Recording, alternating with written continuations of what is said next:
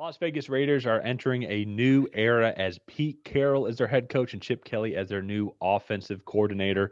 My name's Tyler here with my brother Ryan, and we are going to help them out for the first time in our mock free agency for 2025. Before we get into it, if you haven't already, hit that subscribe button, tackle that bell to get notified when videos come out, and leave a like and a comment. Let us know what you want to see the Raiders do this off season. And Ryan, let's pull up the free agency list here for the Raiders. They are coming in as of the recording of this video. They've already made a couple moves, as you see, about 96 million in cap space. I think the second or third most cap space for a Yeah. team. So they're going to make a lot of moves. There's a lot of guys here that I like that are going to be re-signed here. But want to throw it over to you. You look at this free agency list. Who are some of the big names you think that they're going to have the most conversations around about keeping or not keeping? Yeah, so I think you look at the guys up top, Trayvon Moehrig, Robert Spillane, I think are up there. They already brought back Isaiah Polamau, I think is how Right. you say that. Adam Butler was a guy that filled in nicely when Christian Wilkins was out there on that defensive interior. Divine Diablo, maybe you want to keep that uh, linebacking duo intact, and a few other guys. Jordan Meredith, Malcolm Kuntz is all the way down Very here bottom. Yeah. just because he got hurt pretty early on and actually didn't play at all. And so like there's a lot of guys I think to have a discussion about, and so we'll just kind of have to go through and see what what is best for the Raiders in this offseason. And so just to kind of jump right into it, you mentioned they had about 96 million in cap space to start things off.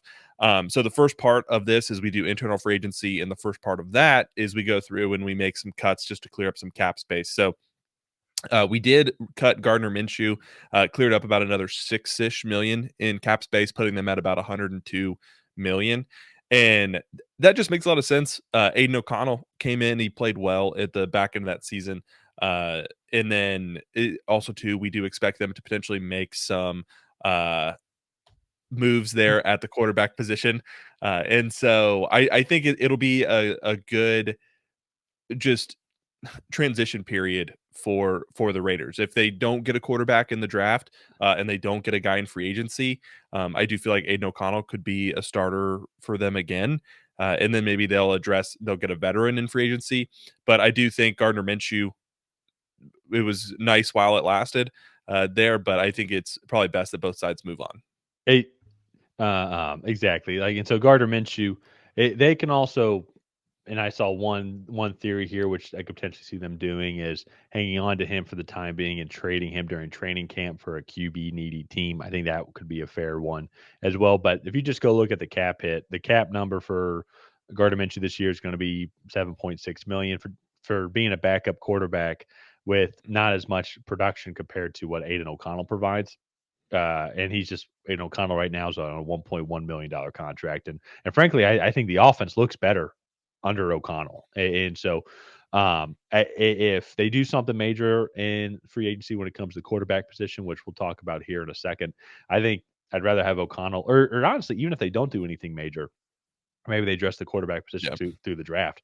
I think O'Connell is the guy that they're going to want to move forward on, and they can clear up a good chunk of change here with moving on from Gardner Minshew. And so those were the main. That's the only internal free agency spot that we saw of when it comes to guys that are re-signed. In all honesty, they don't have like the best roster, but it's not super bad. There's some guys here that hit in free Yeah. agency like Trey Tucker, DJ Turner. They sorry, not Trey Tucker, just DJ Turner that maybe they can re-sign as those good role players when it comes to that receiving room.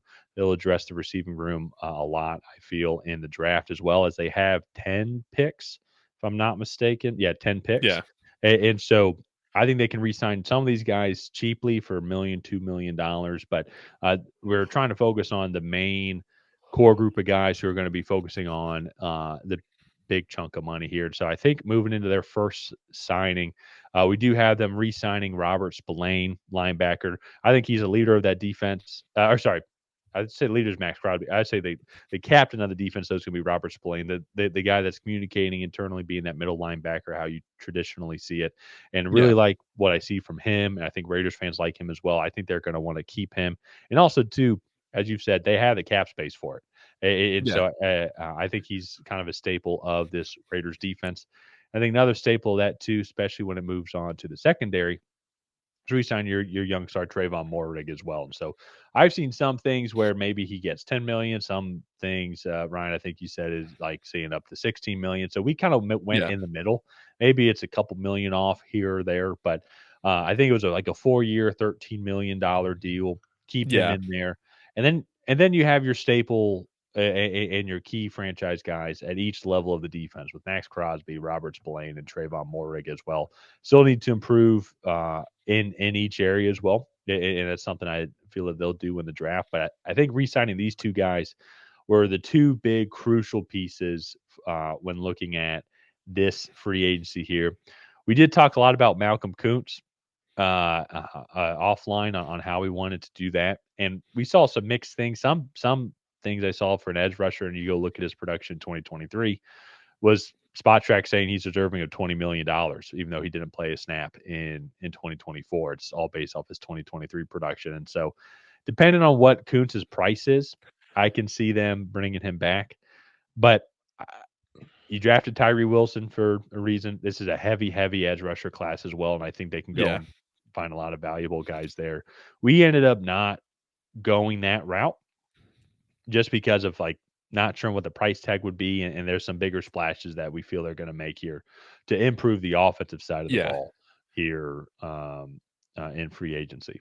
Yeah, and also too, you look Tyree Wilson after at the second half of this season, I think really kind of started to turn things on a little bit and started to show some of his potential. You can also get another like a third edge rusher with Max Crosby and Tyree Wilson either in the draft a little bit later, or you can go and sign a guy in free agency that is going to be cheaper than Malcolm Kuntz. And so I think it's an interesting situation to kind of keep an eye on. A couple other signings that we made here, just to kind of round out the free agent class. We did bring back a couple guys on some smaller deals. Adam Butler, $3 million.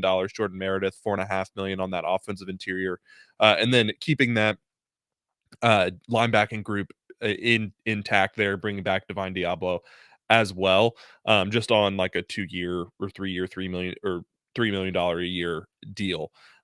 So I think that that's important just for the continuity. I think if you looked at the strength of this defense, it was that front seven in that safety group. It really was out wide where they really kind of where they really struggled on the boundaries. And so I feel like they can go and make improvements. If Will Johnson is there at pick 6, I think that could be a nice pick for them Yep. if they can go out and sign somebody in free agency. This is a pretty solid free agency class at the cornerback position. So I think there's a lot of flexibility here for the Raiders. This leaves us after all these moves at about 72.5 million in cap space to go out and sign some external free agents. So the first one that we're going to go out and sign is going to be Najee Harris, the running back from Pittsburgh. I'm sure everybody knows who he is, but he's only had 1,000-yard rushing seasons in the NFL. It's a really solid back. I think you can go out, get the 26-year-old on a 3-year, $30 million deal, and he drastically comes in and improves that running back room for you. Uh, the Alexander Madison and Amir Abdullah just didn't cut it last year. You still have to improve the interior of this offensive line.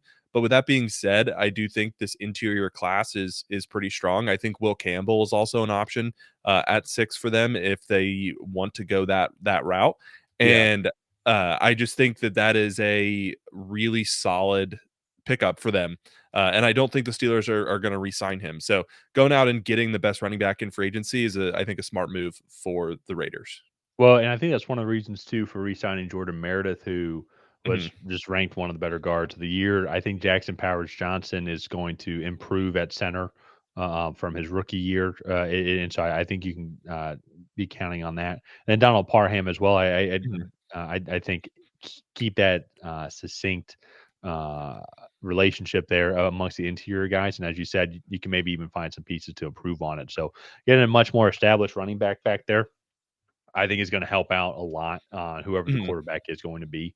And so and they had the money to go and do it. Also, I don't think it stops them from still getting one of these deeper running backs in this class as well with one of their 10 picks. So next up, also too, in the backfield as well, there's a lot of conversations about what the Raiders are going to do with quarterback. Same as what we just talked about as well, like with Gardner Minshew and the moving on from Aiden O'Connell. And so I we did end up deciding that Sam Darnold is going to end up going to Las Vegas here. They have the money to do it. That's a very big need for them.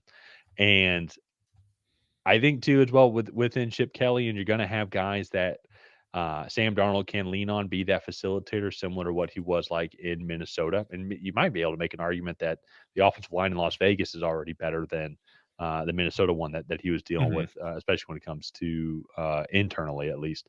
But I think Sam Darnold here would be a solid fit for what the Raiders are trying to do, especially with Chip Kelly and the high flying offense that he is probably going to be bringing as well. I mean, going to have Jacoby Myers that he can relay the ball to. Brock Bowers is the best tight end in the league already. And so that's going to be a guy that Sam Darnold can really lean on as well. And I think if they go get some younger receivers also too that can really fit well into Chip Kelly's system, I think this could be a good fit. And now one of the other Mhm. sides of this, if you don't like this move, because it is a lot of money. You saw it now; they're already down to 24 million in cap space left. But if you don't like this money and you would rather sign Michael Kuntz, you can do that route. Or if you want to use this money to get a top secondary guy and pay like Jarvarius Ward or Carlton Davis, then that's where if you want to spend Yeah. money on that side of the ball. I just think, however, bringing in Sam Darnold, he might be an improvement over what Aiden O'Connell can provide, as O'Connell has been injury prone. And then you're still with that quarterback position. You still have that safety net of O'Connell there if Sam Darnold gets hurt or if something were to happen to him in his production. So I think this is Mhm. the route they're going to go. They need to address this position here. I think this could be the guy that can come in and help the Raiders. Yeah. Well, and also too, I think you look at, like, Chip Kelly there, obviously the connection with Will Howard. I don't like I think Will Howard's gonna go in the 4th round. I don't think making this signing really stops them from going and No. drafting a Will Howard. Because this, like you said, this is a shorter term deal. And while, yeah, it's a lot of money, I think, like, look at what the Falcons did this past season. They paid the veteran now, they drafted the guy for the future. And whether that was popular or not in Atlanta, I think uh it ended up working out, I think, for the best because Kirk Cousins came in, wasn't as good as everybody had hoped, and then they still had this young guy to lean on. Now, that was a little bit of an extreme example with the 8th overall pick. This is talking about taking a guy in the 4th round with some familiarity with the offensive coordinator. So I think there's still a lot of flexibility here for the Raiders after this pick. And again, I think that 6th pick holds a lot of weight because whatever you don't get in free agency, you could go and try to target there. So whether you need an Yeah. interior offensive lineman, you can get it there. You need a corner, you can probably get it there as well. So, Yeah. uh, And one last point too with that as well, and this is similar to the Giants dilemma is like Raiders have to do something with the quarterback position here because there's no guarantee yeah, Ward or Shador Sanders is going to fall to them. And yeah, so if they are uncomfortable with the Aiden O'Connell being the guy this year, then they're gonna have to make a move and make a splash. So I think that's mhm. just kind of like my final point when it comes to this. Yeah, no, and I agree with that. So, the last pick here for free agency is going to be C.J. Henderson, the cornerback, also out of Pittsburgh. But I just feel like you go look. We're trying to leave about 10 to 15 million for these teams. Probably closer to 15 for the Raiders with 10 total picks. But they need to go out. They need to sign their free agents. They need to kind of fill out a camp roster. So we're leaving a little extra money for them there. But CJ Henderson, I think you could get on like a 2-year, $20 million deal. He's a solid corner. He's not going to be your corner one, but I think when you just talk about making marginal improvements, I think he definitely is that for this secondary. And then again, you can go out and potentially find a guy to be that top corner for you in the draft at some point. So I like this fit. I think it's going to be a good fit there with just Pete Carroll's defense, bring him in, compete, and all in all, I think it's a really good signing for them. Exactly. Yeah, and so this is it's the Raiders are interesting because there are pieces of this roster that I liked, and there's clear areas that they need to improve on. I do Mhm. think with where they're at, I could see now more Will Johnson being the route that they end up going. Um, Maybe Will Johnson or Ted McMillan because they're both going to need help at that route.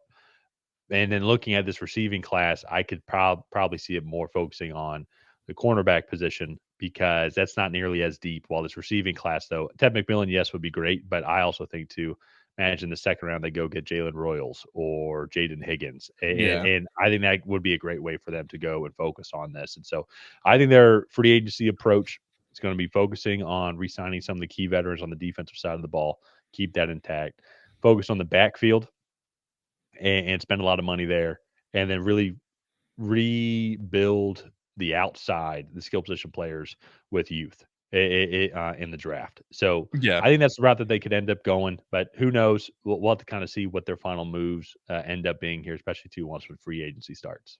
Yeah, no, I'm looking forward to it. I think the Raiders are an intriguing destination for a lot of teams. They like I would listen to a podcast, they joke it's like the Taj Mahal of football. Like it's they have one of the nicest facilities in the NFL. They're bringing in a veteran coach, they have an experienced offensive coordinator. That defense is already pretty solid, especially in that front seven.